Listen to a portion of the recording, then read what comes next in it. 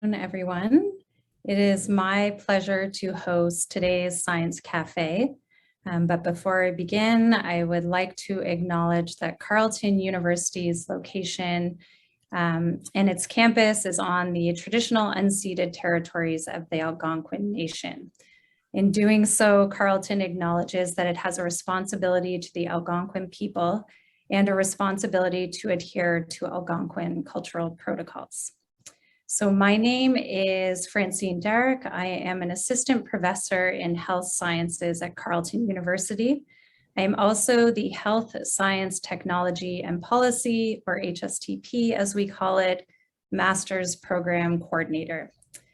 So just to quickly highlight the HSTP program, our program takes a collaborative and interdisciplinary approach to understand health issues through participation in research projects. So the program design really allows for collaboration between students from various academic backgrounds, and it allows them to improve their understanding of complex problems in the broad field of health. So we have a number of opportunities for students to work and meet with experts across various health sectors and disciplines. So I think this really is a value add for students as they prepare for professional careers. And I think this presentation really demonstrates the unique opportunities afforded through this program. So I am so pleased to introduce these three phenomenal grad students, Sebastian Stephen, Katie Baker, and Jaya Rastogi, who are second-year students in the HSTP program. They have worked under the supervision of Dr. Jenny Ha, who is a sociologist and scientist in the Donation Policy and Studies Group at Canadian Blood Services, and is also an adjunct faculty member in the Department of Health Sciences. So today's presentation will share an investigation on the views of young adults in Canada and their views on donor screening practices related to sex and gender and gay, bisexual, and other men who have sex with men donation. So without further delay, I am pleased to pass the floor over to Sebastian, Katie, and Jaya. Hi, everyone. So my name's Katie. Good afternoon, and thank you so much for coming today. On behalf of the whole research team, I'd like to welcome you to our Science Cafe presentation.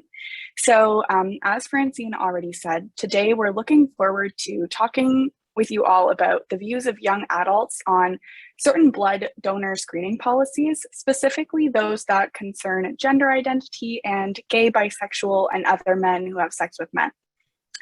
So just on the next slide, before we start, I'd like to quickly introduce you to our research team. So my name's Katie, and you'll also be hearing from my colleagues Jaya and Sebastian today. As Francine said, the three of us are master's students in Carleton's HSTP program, and together we share the responsibility of the primary investigators on this project. And then Dr. Jenny Ha, who is in the audience today, is the supervisor on this project. And as Francine said, she's a scientist for the Canadian Blood Services and is also an adjunct professor with us at Carleton University. So quickly before we get started, I'll just go over a little outline for our talk today. It's divided into 5 main sections. So first we'll chat about the background for this project to make sure that everyone's on the same page about what we're talking about today. And second, we'll explain our study, including the research questions we're trying to answer and some of the methods that we used to answer those questions. Third, we'll be discussing our preliminary results, including some participant demographics, some early themes we've been seeing from our data, and potential implications of these preliminary themes. Then we will go over our completed and ongoing outputs for the project. And finally, we'll be opening up the floor for questions and a discussion period at the end. So feel free to write down your questions as they come to you throughout the presentation. However, we do ask that you wait until this section, so the end of the presentation, before you actually ask them. And then one more note before we get started, if you want to flip to the next slide here, we wanted to put some common acronyms up that we'll be using throughout the presentation. So CBS stands for Canadian Blood Services. And so as Sebastian will further explain in just a moment, CBS currently runs blood and plasma supply system in all of the Canadian provinces and territories except for Quebec. And then gbMSM, which you'll hear us talk about often as well, just stands for gay, bisexual, and other men who have sex with men. So with that being said and the intro out of the way, I will hand it over to Sebastian to tell us a little bit about the background for this project. Awesome. Thanks, Katie. So essentially what we kind of want to do here before we get into the meat of the research project that we've been doing is to give kind of a full picture of the background, and that way we can kind of have an informed discussion and know where we are at. So essentially in the 1970s and 80s, the Red Cross was the organization that was in charge of blood donation in Canada. And at this point in time, HIV emerged and preliminary research on its transmission was happening. And at that point, it was suggesting that gay men tended to be at a higher risk of transmission and infection with HIV just due to its bloodborne nature. However, there was no real policies for or the ability to test for HIV in donated blood at the time. So an estimated 1,100 Canadians were infected with HIV through transfused blood via the Red Cross. It's important to note at this point that when the Red Cross was slow to act, many gbMSM who were blood donors were asking for guidance from the blood operator and or were opting to self-defer, as in they were asking for help from the blood operator to kind of address the safety concerns that were happening at the time. Eventually, the Red Cross did put in place policies to reduce donation by individuals who identified themselves as part of some groups that are at higher risk of transfusion-transmitted infections, or TTIs. And this included a permanent deferral, meaning that these individuals could not donate, on gay men in 1988 if they had had any sexual contact with a man since 1977, when HIV first emerged. This policy was put in place again at a time when there was no real test for HIV available and little was kind of known about the virus. And from this point onwards, in the literature, the group has kind of been associated with the term gbMSM, or men who have sex with men, and the acronym for that is MSM in the literature. And so we'll use gbMSM primarily throughout this presentation. Into the 1990s, the Quever inquiry in 1993 found that the Red Cross had not acted quickly enough to put in place the policies that they had. And so based on the inquiry's recommendations, the Red Cross was no longer responsible for the blood system in Canada, and Canadian Blood Services and Hema Quebec were created in 1998. And because blood is regulated as a therapeutic product in Canada, Health Canada regulates CBS's and the Hema Quebec's activities and approaches related to blood donation and use, but they regulate any process or activity and change that impacts patient safety, and they're not regulating anything that doesn't impact patient safety. So something like marketing activities don't require any Health Canada regulation. CBS also inherited some policies from the Red Cross, including the deferral period for gay men. And the CBS screening question for this reads, in the last 3 months, have you had sex with a man, for males? Answering in the positive results in a deferral period of 3 months since the date of last sexual contact. And since 1998, CBS has used this time-based or population-based approach to screening that largely affects gbMSM. In this approach, individuals are screened for background that puts them at a higher risk of TTIs according to previous research. And examples of some groups that are screened like this include those who use injection substances, those who have exposure to Creutzfeldt-Jakob disease, which is an infectious prion, through travel to a certain country, and the gbMSM group that we're talking about today.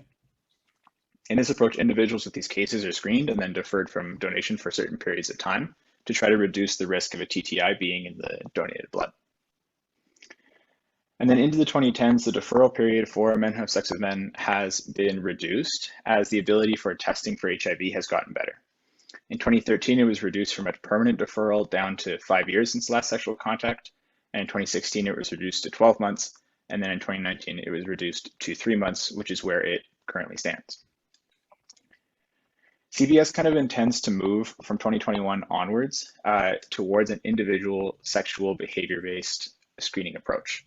And this is a paradigm shift that's in response to abilities of testing, other countries moving in this direction, and ongoing research which supports its abilities to succeed while also upholding the safety of the blood supply. In this methods, all donors would be screened similarly if they report risk behaviors for TTIs rather than any kind of background that they had before. In order to do this, CBS needs some approval from Health Canada, and so a submission will be made at the end of the year to begin this process. Moving more into what that means for our research, we looked into the literature on this topic to really orient ourselves as to what's going on and what answers we needed to get. So work by Grace and colleagues in 2020 is a pretty updated look at the deferral policy for men who have sex with men, and they looked at the views of gbMSM and found that these individuals view the deferral period largely negatively and highlight its perceived discriminatory nature. They also found that Canadian gbMSM are willing to donate blood, but report that the deferral period is a barrier to donation. So that kind of got us thinking into what the impact of the policy would be on youth that might be directly affected by it or unaffected by it, seeing as the literature might have some gaps there. And by youth, we really mean those that are eligible to donate at age 17 up until age 24. The Trevor Project in 2019 conducted a cross-sectional national survey of LGBTQ plus youth in the United States to investigate their lived experiences and needs, and they found that gender identity assessment could have implications for mental health in youth. These questions are somewhat similar to questions that are on the CBS screening questionnaire, and so related to men who have sex with men. And so the Trevor Project's findings could mean that some diverse youth may view this question in the CBS donor questionnaire as a possible barrier to blood donation. And bringing these two concepts together in terms of what's going on in the gbMSM deferral period and what's happening in youth, work by Go and colleagues is the only investigation to our knowledge of Canadian young adults' views on policy for screening and excluding sexually active gbMSM. This was a survey that was administered to students that asked individuals to rate 2011 CBS screening questions and proposed individual behavior-based questions on a rating of acceptability between 1 and 10. And they found that alternative questions would not really improve, nor would it deter individuals from donation, but it was not really exploring the reasons behind these responses because the survey system kind of limited this. And so relying on data from 2011 to assess the impact of changes that are now being considered 10 years later with a different deferral policy in place at the moment could really be an issue. So we saw an opportunity here for us to fill that gap through some research. And lastly here, we looked at literature that noted that blood shortages globally has resulted in disruptions to health services. And at the same time, Canada will likely need an increase in blood donors to compensate for and support the aging population that we have here. However, the difference in ability for sexually active gbMSM to donate blood continues to exist as a new generation of blood donors comes into eligibility. And so this ongoing inequity might impact youth desire to donate now and into the future. And importantly, we really had the opportunity from that GO study to build on and update knowledge that could eventually become actionable for the blood operator to inform future changes in blood donation related to gbMSM and youth. So lots of words, but what do we kind of know from all of that? The 3-month deferral policy exists for sexually active gbMSM. However, the deferral policy has been under criticism by both these individuals and the larger public, and it's been argued to be inequitable. So some proposed alternatives that are in place now for this include the shift to the sexual behavior-based screening approach. However, we don't really know from the literature how youth might view this change and if the alternative would affect youth desire to donate blood and keep the blood supply sufficient in Canada. And we also don't really have updated knowledge on how much the current deferral for men who have sex with men might influence youth donation. So we needed to design a way to get some answers here for all the points of discussion that have come up. And so that's what leads us to the project now. All right, so now we're going to get into study design. So on the next slide, we'll see that the overview that Seb gave us led us to develop this research question here. And for the purpose of this presentation, we'll just be focusing on the bolded sections. So the views of young Canadians on current and alternative donor screening questions. So this is questions related to asking about if a man has had sex with another man or potential alternatives. And then also how these questions impact young adults' willingness to donate blood. So after deciding on that research question, we designed a study to address it. So this is an overview of our study, beginning with recruiting participants. So we're using purposive and snowball sampling strategy to recruit young Carleton students to our study, and we'll get more into the recruitment phase on the next slide. And we have conducted one-on-one semi-structured interviews over Zoom. And then the next section here, the red section, that's where we currently are. So we are currently completing our thematic analysis, and we're doing an inductive analysis using Braun and Clark's 5 stages. So first, we familiarized ourselves with the data. This included transcribing audio recordings and into text with the help of a transcriber. We then uploaded these transcribed interviews to our coding software called NVivo.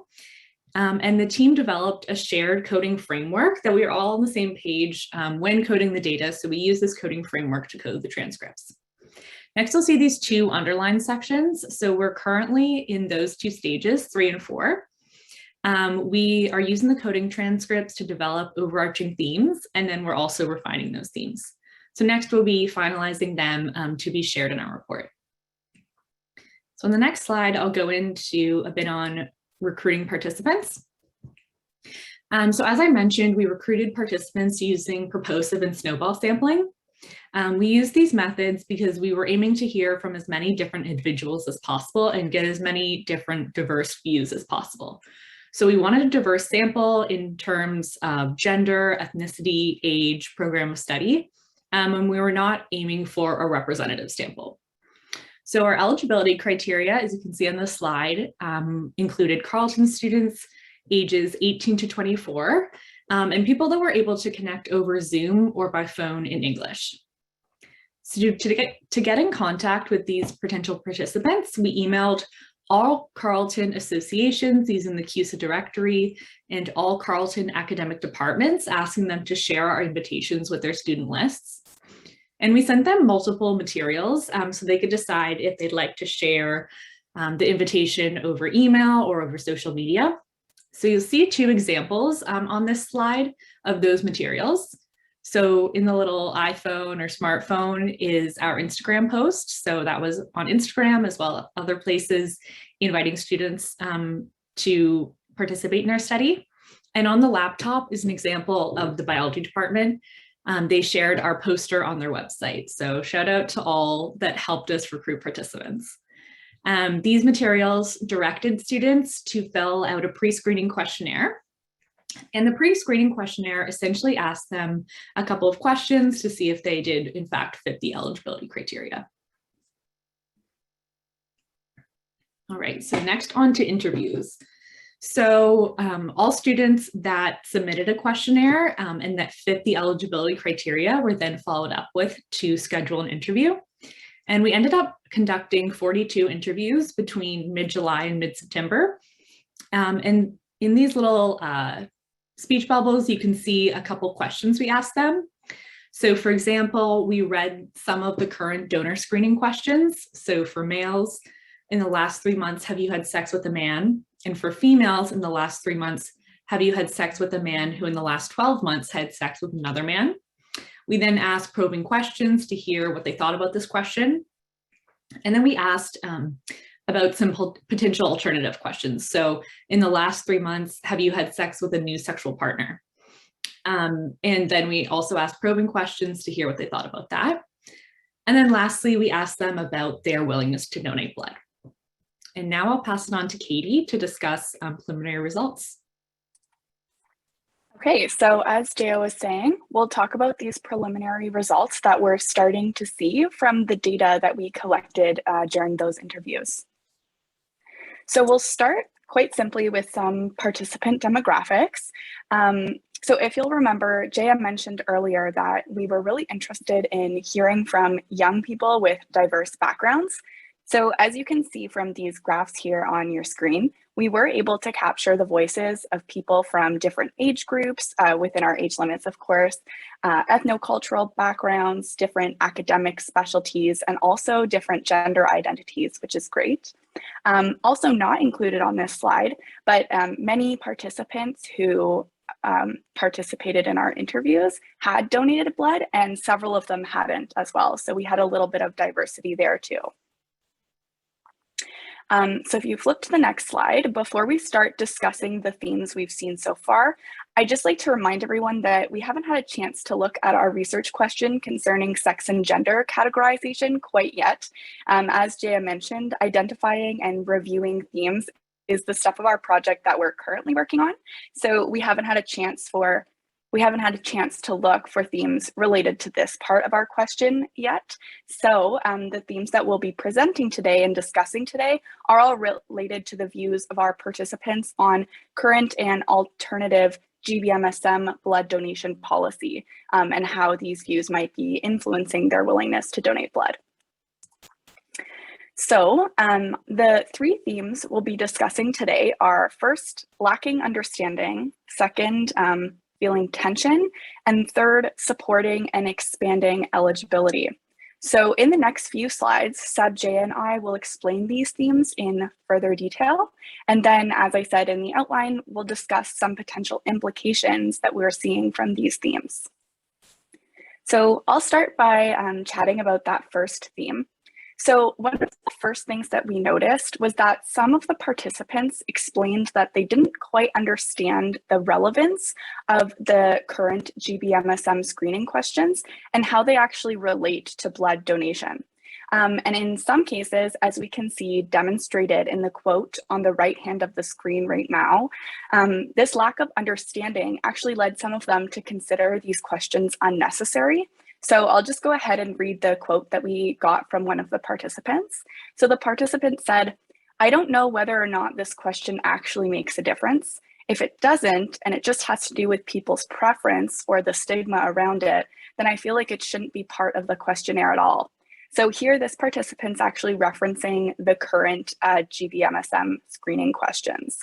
As well, some of the participants directly asked us, we were interviewing and the participants were asking us questions about the reasoning behind different questions specifically related to gbMSM on the questionnaire. So that was quite interesting as well. I'll just pass it over to Seb and he can discuss the second theme that we're seeing. Sure, yeah. So it has to do a little bit with the theme before too, but this one we found that when we were doing the interviews, we saw that a lot of participants were describing being in this state of moral tension when we were talking about how they consider the deferral for gbMSM within their own desire to donate or within their own donation activities. So youth were often describing being somewhere between a rock and a hard place. Those who were not affected by the deferral still verbalized a drive to donate and that donation was significantly important. And it wasn't really largely affected by the deferral that exists right now.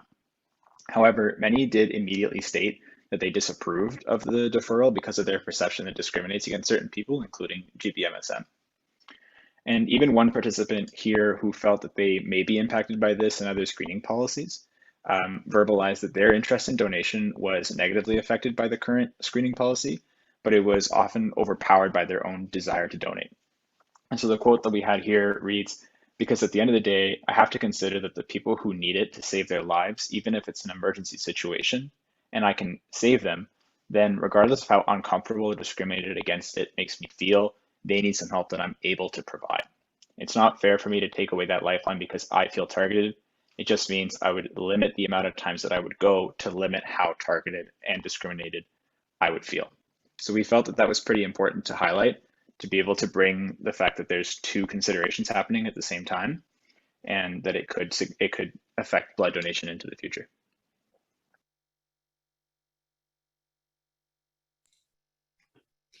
All right, and so our third theme, participants are supportive of expanding donor screening for gay, bisexual, and other men who have sex with men, and they disapprove of current screening questions and the policy surrounding it. So participants viewed expanding eligibility as a requirement for getting young people to donate. And as seen in this quote, they see it as integral to the future of the blood supply. So in this quote on the slide, one participant discusses that the youth population is the most gender diverse and the most of the most diverse sexual orientations. They highlight if we really want to keep getting blood and young blood into the future, we're going to have to adapt. And that is that this new group of people will be the future and the current blood donors. So this highlights participants' willingness to donate and the need that they feel for the inclusivity for the future of the blood supply.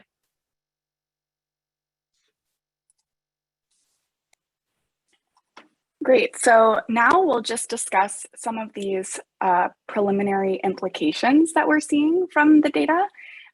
So as I said, although these are just preliminary results and themes, we're already starting to see some of these potential implications. And when we talk about implications, basically what we're talking about is conclusions that we've drawn from these results that might explain how our findings could be important for future policies or future research. So to start, we're seeing that young people might be interested in seeing a little bit more context for the questions that they're answering on the screening questionnaire. So a little bit more explanation as to why the questions are there, for example. A second implication that we outlined here, and it has to do with that theme of feeling tension, but also from the other themes as well, is what might happen with the long-term impact of the gbMSM deferral period on the blood operator. So participants in our study reported that feeling tension when they were faced with that question that's intended to screen out sexually active gbMSM. And this is the one that's in use right now with that time-based screening approach, asking about previous sex with men in the last 3 months. If that new sexual behavior-based approach to blood donation screening that we talked about at the beginning is approved, then the screening question for the sexually active gbMSM would kind of be folded into that approach and essentially removed from the questionnaire, which would now focus on looking for those risk behaviors for TTIs. And in this case, the donor wouldn't really encounter the question in the new approach, and the tension that they felt when encountering the question during our interviews or while donating might be relieved. But when we were talking to donors, when we were talking to youth, we saw that many of them are multiple time donors. And even if and when this new approach is brought in, youth donors might still remember and have encountered that old way of screening. And so the immediate tension of seeing that question might be gone away, but the long-term tension of remembering it still might be there. And so what we need to think about here is that the blood operator might want to consider some strategies to begin to rebuild the relationship with younger donors who might continue to feel tension in blood donation, even when this new screening approach comes into play. And this could really inform general practice with the new approach across the board. All right, and lastly, we found that young people wanted expanded eligibility. And we found this theme particularly interesting because it mirrors some of the findings from Go and colleagues that Seb mentioned earlier. So their quantitative research found that students disapproved of the current screening questions. And our research, of course, being qualitative, will add some context to that findings. So we heard the participants, they expanded on their thinking and they gave more reason for it. So a bit of color to really understand what's going on. Okay, great. So we've had the chance to explain some of the background for our project and share with you some of the preliminary themes that we're currently looking for. So as the last section of our presentation before that Q&A, of course, we'd like to share our completed and ongoing outputs just to give you an idea of what we're hoping comes out of this project in the end. Okay, so today we were able to present our research to all of you, which is lovely because we're really interested in sharing our research with a wide audience of people. That was one of our goals, so we are happy that we're able to be here doing that today. We've also had a chance to update our program colleagues by creating an academic scientific poster, so you'll see that one checked off as well. Moving on into the future, of course, because we're working on this project as a part of our master's degree, we'll be writing a final research report, which we'll be submitting to Carleton. So that will probably be taking up lots of our time in the coming months. But once our project is actually complete, we're hoping to publish an article in an academic journal as well to disseminate the findings among other researchers and hopefully other blood operators as well. And then last, but certainly not least, we'd also like to write some blog articles to distribute our research findings and experience doing research like this to people who aren't necessarily formally trained in health sciences, so wouldn't necessarily look for our work in an academic journal, for example. So we've already been in touch with CBS's communication department and a journalist from Carleton's newspaper as well. So we're looking forward to discuss writing pieces with them to do some blog work too. So hopefully through all these outputs, the results of our research will be widespread and seen or used by many people. So that brings us to the end of our presentation today. Thank you so much for your interest and attention. I know I speak for Jaya and Sebastian when I say that we really appreciate this opportunity to present to everyone today. So if anyone has any thoughts or questions, please feel free to ask them now, and we'll just do our best to answer. All right, thank you all for such a wonderful presentation. That was really insightful. It's great to see all of this work progress over this past year and a half. So as mentioned, please feel free to enter some questions into the Q&A or raise your hand if you would like to ask them. It looks like we have a couple questions coming in. So I think the first one I'll pose is, why is there a deferral period if CBS tests all of the blood anyways? Yeah, Sure, that's oh, go ahead. Oh, no, you go ahead, Seb. You're better at Okay. those types of questions anyways. Sure, yeah. I mean, essentially what's happening there is that the deferral period is there because the tests exist, but the tests are not going to be immediately correct. So there's a window of time between someone getting infected and when the infection is detected. So there's a small chance that the blood test won't pick up an infection, and there isn't a test available for every possible blood infection. And so that's why CBS is screening for risks and also puts in deferral periods based on the measure of risk that comes with that and based on the certain test that's involved in that. So if anybody wanted any context to why that 3-month deferral exists and why it's been brought down as the testing gets better, that's what it's basically doing, is that the testing is getting better at catching it within that window, but there's still a calculation of how long is needed until you can get to that point. Okay, great, thank you. We have more questions coming in here. So a participant has asked, I've noticed a preliminary result found that blood operators want to repair the relationship that was lost with population-based screening. Do you have any ideas on how we can do that?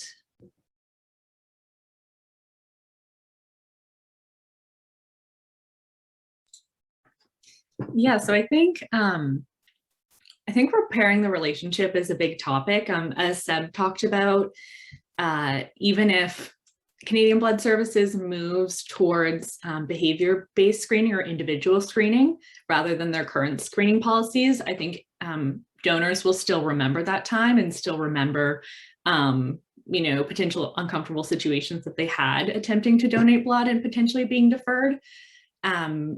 So I think that there is a lot to that. I think, expanding donor screening is one step, communicating with potential donors or with the public about what they are doing. I know we heard from participants that they wanted to hear from blood operators that they didn't just want to hear, oh, we're working on it. They wanted to hear, we've changed it, and this is why we've changed it. So they wanted to see some action as well as positive communication.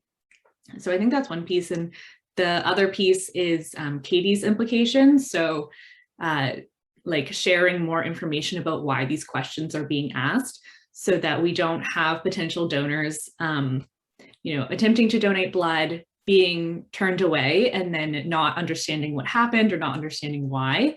And I think blood operators are working towards that, but we heard from students who are regular donors that they didn't know why some of the questions were there, which I think is really interesting, especially if they've donated multiple times and they're still not sure. Okay, great. Thank you for that thorough response. So we have lots of questions coming in now. Have other blood services moved to behavioral-based screening? If CBS adopts this, would they be the first? I can do my best with that one. So to our understanding, the behavior-based or the sexual behavior-based approach to screening is not new globally. There are a couple of countries that do it. The one that comes to my mind is Spain, and I would have to make sure to double check that. But my understanding is Spain uses a system where they have physicians that are checking up on blood donors to kind of assess their own ability to donate blood. And in that sense, they are using sexual behavior questions in order to do it from what we've read. That being said, though, that is a different system where you have a different healthcare system than what we have here in Canada. So the availability of physicians to be able to do that type of quality check, I guess is probably the right way to describe it, is obviously not the same in Canada. So whether CBS would be the first to adopt the behavior-based question through the blood operator only, we're not super sure about. But the system for looking for risk behaviors and assessing the ability to donate based off that is not new and has been attempted in a couple other countries. So that would be the best answer I've got to that question. Okay, great. Thank you for that. And sort of building on that, somebody else has asked, what exactly does it mean to ask individual behavioral questions? Would these questions allow the screening questions to not target gbMSM folks? Yeah, so I can do my best to provide some examples what the different screening types look like. So right now, as we discussed in our presentation, the Canadian Blood Services ask people if they're a man who's had sex with another man in the last 3 months, if you identify as a male on the screening questionnaire. And so what's happening there is they're grouping all men who have sex with men in the same risk category. However, there could be, for example, a man who has sex with men, but in a very responsible way, or with a single sexual partner. And so that might mean that their risk of having or contracting a sexually transmitted disease is lower. And so an individual-based screening question would be a little bit more like asking about specific sexual behaviors. So for example, how many sexual partners, or have you had new sexual partners in the last 3 months, for example? And in that way, they would be asking more about individual sexual behaviors instead of grouping a population of people into a risk group. I hope that makes sense. Yes, that was great, Katie. Thank you. So we've got a great question here. They're thanking you for your insightful presentation. So Natalie says that I've seen some research that suggests this population is actually more willing to donate blood than the general population. In the US, for example, after the Pulse nightclub shooting, LGBTQIA individuals were highly motivated to donate blood. However, they were unable to do so. In your conversations, did you identify any potential indication of heightened motivation for donation among this group? So Sebastian, did you want to tackle that? Sure. Yeah, I think that is a really important question, and I think it's good to think about as well when we're thinking about who we were speaking to. I think there's a couple things here. I'd say when we're talking about the potential indication, it's a little bit. I think it was a little bit tougher for us to kind of understand if it was in those groups because we didn't outright ask anybody's sexual orientation. We really only looked for their gender identity. But that being said, a lot of the discourse that we had during these interviews were really about motivation to donate, blood donation in general, and because of some of the ongoing issues that they were seeing in blood donation as well. So when it comes to like our own comparison within that, it would be, I think, a little tough to maybe draw some conclusions based off that. But a lot of the discussion had to do with what we're talking about here and about the idea of equity and trying to get back to this point of equitable blood donation. But I do think it's an important question because the literature is showing us as well that there is good motivation within this group. And in that GRACE paper we talked about right at the beginning, is that it is documented that these individuals are motivated to donate blood. There's just some barriers to get there. So that's probably the best answer I have for that. Unfortunately, I don't think it's something that we can answer like right on the dot. But I don't know if Jay and Katie have anything else they want to add to that, but that would probably be where I stop. I think the only thing that I'd add, because I think you covered it well, is in having these conversations, because we were talking to an individual for 30 minutes to an hour, and in a couple of conversations it did come up, and I could see individuals that did identify as queer really struggling with this. So really struggling with wanting to donate blood, but also feeling discriminated against. And I think, like Seb outlined in the presentation, there was this tension. And I think while our data doesn't show, or we can't really understand that from our data, if this group has a heightened motivation, I think the struggle that some of these individuals were going through illustrates that there is motivation there, but it's a really difficult space to be in.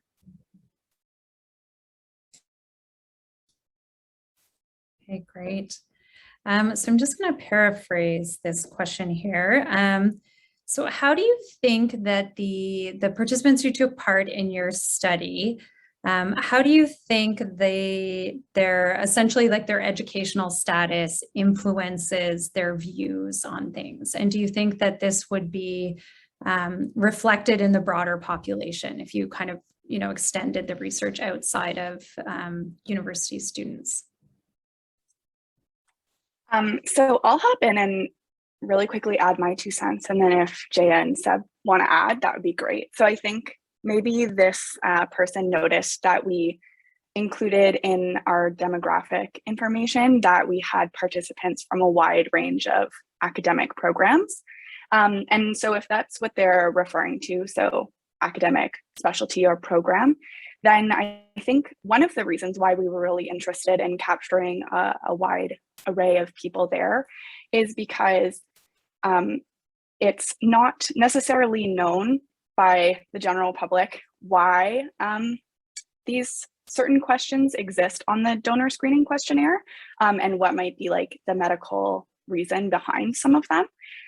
I certainly didn't know before I started this project. And so I think we were interested in seeing people from different academic disciplines, because we were worried that, for example, if we just heard from people in health sciences or biochemistry or something like that, they might have had a little bit more background knowledge, which might influence their views, which of course is entirely okay if that is influencing their views. But we were also hoping to hear from people who might not have that same background knowledge about why certain questions might be asked on the donor screening questionnaire.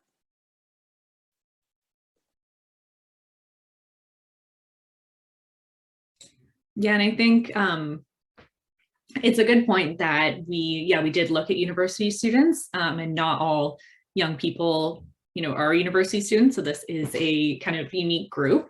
So it would be interesting to see more broad research, I guess, in the future, that doesn't just focus on students within the university setting. From a methodology standpoint, this was a group that was pretty accessible to us as Carleton students as well. And because we wanted to conduct, 45 interviews, this was a great pool for us to kind of get our hands on easily. And like Katie said, we reached out to every academic department and every club, because we knew that even though we were focusing on Carleton, we wanted to get as broad of a view of this young group as possible. Okay, great, thank you. I apologize, I think my screen cut out for a moment. Carleton University's internet disconnected.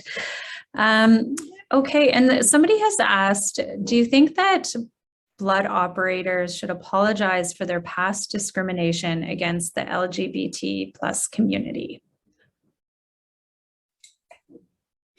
Yeah, I think this is a really interesting question.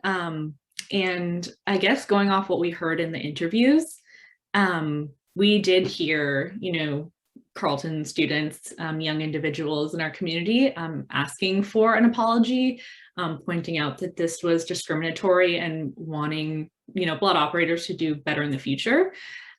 So I guess just looking at what we heard in the interviews, because that's all we really know, is that there is a want for that, and that those individuals would be receptive not only to an apology, but some of them, went as far to say as like changing in the future. That's what we heard those two pieces put together.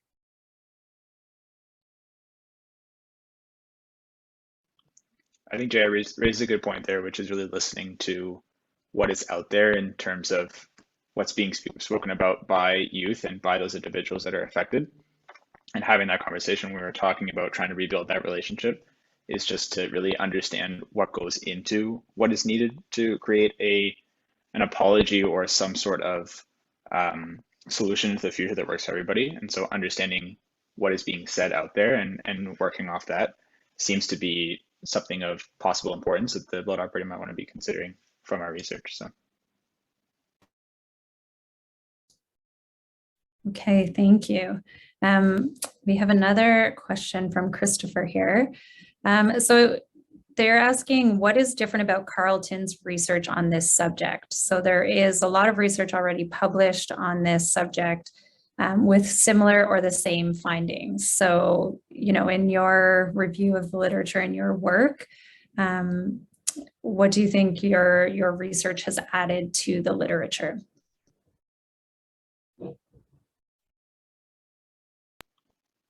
I'd say the biggest impact I think that we're making there is, to our understanding, we're building on knowledge that hasn't really been updated since 2011 with that Go article that we were speaking about. And a lot of what is coming out of it is very similar findings to other research projects, in that there is a view on the gbMSM deferral as being inequitable. And it's good to know that that is continuing to happen, because it would mean that it's a collective voice that is pushing up the same issue and something that might need to change into the future. I think what's really happening here is that we're able to get a little bit more deeper understanding of what is involved in that viewpoint and what is involved in that disapproval. So how are specifically youth in this point too, in that there's not a lot of stuff out there on youth, in being able to understand, okay, if they view the deferral period as discriminatory, what actually is going into that view of it as discriminatory? And so how is that going to improve, or how is that going to inform the solution that the blood operator puts into place into the future? So I would say that what's different here is that we're able to give a little bit more context to the same views that are coming up across the literature. And so that way it's a bit more actionable knowledge for the blood operators that they can combine with all of the research that you're speaking about here that has similar or the same findings to be able to produce some actionable solutions. Yeah, and just to piggyback off what Seb said, there is no research on young adults in a qualitative way. So this is a gap in the literature. There isn't data on what young people think about these policies beyond the Go article, which just was quantitative. So not that piece where individuals can explain their thinking behind something. And it's important for the future, because, the young people now are going to be older in the future. They're carrying the blood supply. And as the population ages, we need to be looking to the younger generation to be filling this gap. I think right now, the typical blood donor is in their 50s, so they are aging. So we need to be looking at the future and the young blood that quote I read discussed. That's a great response, Jaya. And I wonder, there's another question about why did you choose a qualitative methodology? And I think you sort of addressed that in your answer there, but would you like to expand on that at all? Yeah, I think we were, and I'll let Seb and Katie jump in afterwards, but I guess we were really interested in hearing not just if young donors did or did not like this policy, but their reasoning behind it. Things like what they thought was a problem with the current questions, what they thought it could change to, how much of a problem these questions were for them. Would this cause them to be uncomfortable when they donated blood or stop donating blood and their reasoning behind it. We also think that it's a great way to unpack a diverse group because we were looking for, diverse young people. So ethnicity, age, gender, program of study, things like that. We didn't just want to know, the majority thought this. We wanted to unpack how pieces of their identity as well played into that, because we know that young Canadians are a diverse group in terms of gender identity, in terms of sexual orientation, in terms of ethnicity, all those things. So I guess it just really provided us with a nuanced understanding of young adults' views on blood donation, and gives us a lot to go forward with in terms of discussion recommendations. Okay, excellent. So we have, I'm just aware of the time here. We have about 9 more minutes left. So if anyone has any additional questions, feel free to type them in the Q&A. So I cut out for a moment, but I don't know if this question was answered or not. What is the proportion of general donors that are 17 to 24, and how can we learn about views of older people?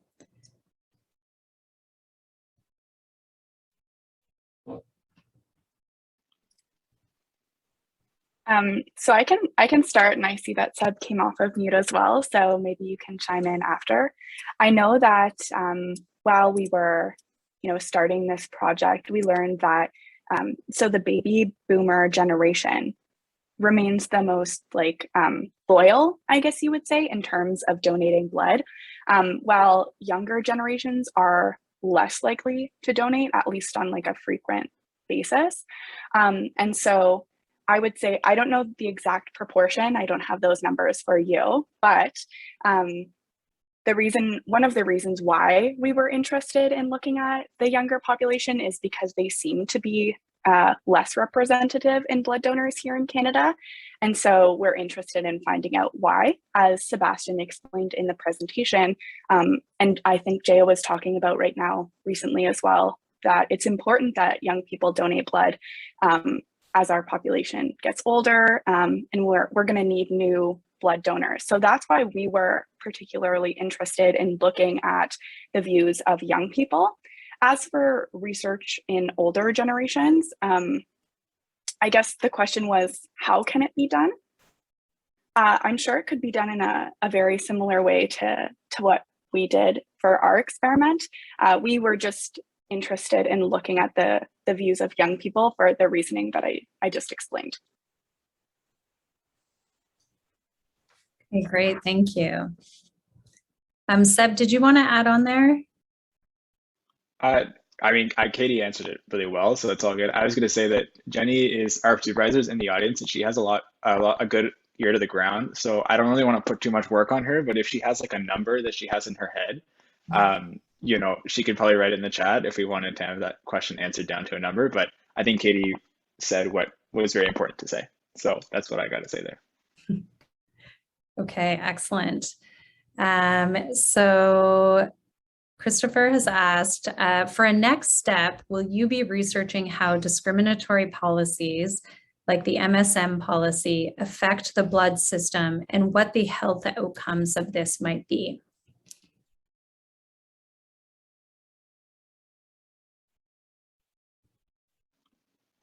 I can answer that one. I think maybe a little bit more on from our own research project. I would say for now we're focused on answering the research questions that we outlined at the beginning, because that is the data set that we have, right? So a lot of the questions that how it affects the blood system and what the health outcomes might be is a longitudinal question that is a really good question to answer. I'm just not sure if we have the data to be able to do that. That being said, I think this type of research has really opened my eyes to what's out there, and I do think that it's given myself, and I'm sure Jay and Katie can speak to it too, a bit of a personal drive to answer the type of question that you're speaking about. Maybe not exactly through research that is directly from this project, but it is something that I personally will have top of mind for a long time, and something that I would like to explore into the future. And I think that hopefully somebody out there will also do this type of research as well. So.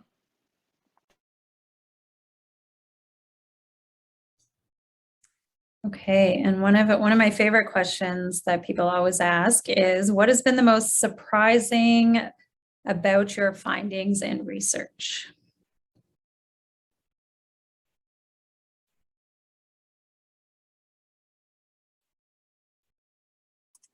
I think maybe I can hop in here, and I have been discussing this idea with our research team. But for me personally, I don't know if this is directly related to the findings, but more so related to the experience doing qualitative research. So I have a background in neuroscience, and we did a lot of quantitative research in my degree.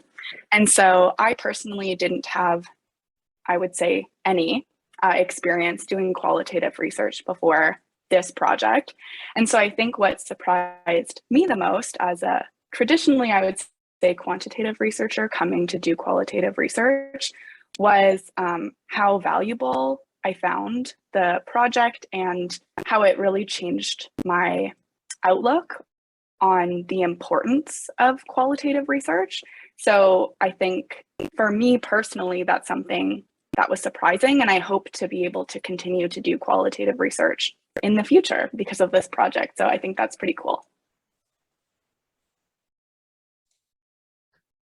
Yeah, I think similarly, I was really surprised by the responses we got to asking to be interviewed. You know, we didn't have an incentive. It was kind of just out of the goodness of people's hearts or the interest in the topic that individuals agreed to participate and agreed to take time out of their day to do an interview. So I was impressed by that. I was surprised by that. And also, I think the diverse sample that we ended up getting was pretty awesome. So, you know, different ethnicities, different gender identities. That was also great to see. And I think it, you know, makes our research more interesting. And it was, I was happy that we, you know, set out what we were able to do what we set out to do and get a pretty diverse sample. So it was just a really, you know, surprisingly positive experience. Kind of our participants were really great, and really, of course, like we couldn't have done this without them.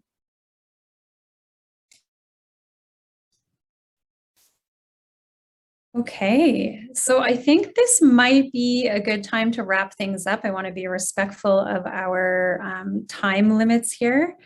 So I would really like to thank Jaya, Katie, Sebastian, Dr. Jenny Ha, and CBS for this really important work that's happening. I look forward to seeing how the results from this research and other projects contribute to creating equitable policies and practices for blood donation. So again, thank you all for attending. We're so pleased to have so many participants here today. And thank you to our panelists.